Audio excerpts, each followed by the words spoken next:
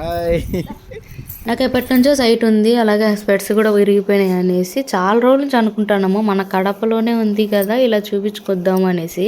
అసలు నిజంగా హాస్పిటల్ ఎంత బాగుంటుందని నేను అస్సలు ఎక్స్పెక్ట్ చేయలేదు. ఇలా ఉంటుందని తెలిసింటే నేను ఎప్పుడో చేసిండు.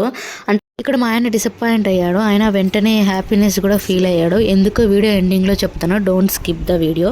లోపల వెళ్తే నిజంగా ఎంత కేర్ తీసుకుంటున్నారంటే, మనం ఎక్కడో పోయి ప్రైవేట్లో అమౌంట్ కట్టి బాగా చూపించుకుంటాం కదా, అట్లా కేర్ తీసుకుంటున్నారు.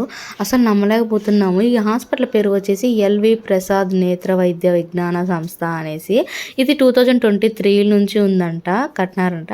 అంటే 2 years నుంచి ఉందన్నమాట. చాలా బాగా చూసారు.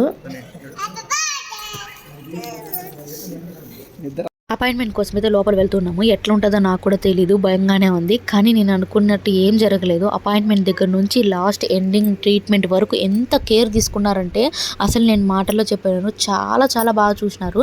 నేనైతే వీళ్ళ ట్రీట్మెంట్ నుంచి ఆపరేషన్ కూడా చేయించుకోవాలనుకున్నాను, స్పెట్స్ లేకుండా కంటిన్యూగా. కానీ ఆ మేడము, నీకు చిన్న వయసు అమ్మ, ఇప్పుడే ఆపరేషన్ ఏం వద్దులే, నువ్వు స్పెట్స్ కంటిన్యూ చేయి, చాలా సరిపోతుంది అన్నారు. నాకు 3 times కంట్లో డ్రాప్ చేసిన వెంటనే మళ్ళీ చెక్ చేసి అటు 3 times తర్వాత మెయిన్ డాక్టర్ దగ్గరికి అయితే పంపించి చాలా చాలా ట్రీట్ చేసినారు.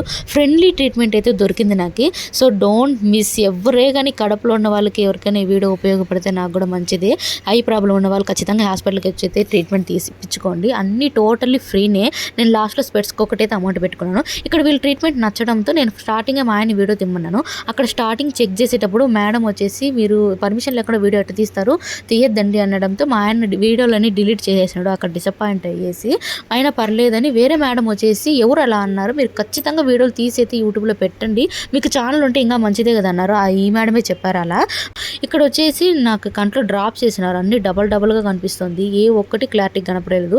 అలా 1 hour 3 hours పాటు అలాగే ఉంటుందంట. నాకు ఇంటికి వచ్చాక కూడా అలాగే ఉంది. ఇక్కడ కుమార్ అన్న అనేసి నాకు చాలా బాగా ట్రీట్మెంట్ ఇప్పించారు. మా చెల్లె బాగా చూసుకోండి, మాకు చెల్లె అనేసి అయితే చాలా థ్యాంక్ యూ అన్న. ఇక్కడ వచ్చేసి మేము స్పెట్స్ కోసం సెలెక్షన్ చేసుకునే కోసం వచ్చినాము. ఇంకా ట్రీట్మెంట్ అంతా అయిపోయి ఇక్కడ ఒకటి అమౌంట్ పెట్టుకున్నాను. నేను స్టార్టింగ్ నుంచి ఏ అమౌంట్ తీసుకోలేదు, డాక్టర్ అపాయింట్మెంట్ కానీ దేనికే కానీ. చాలా చాలా బాగా ట్రీట్ చేసినారు.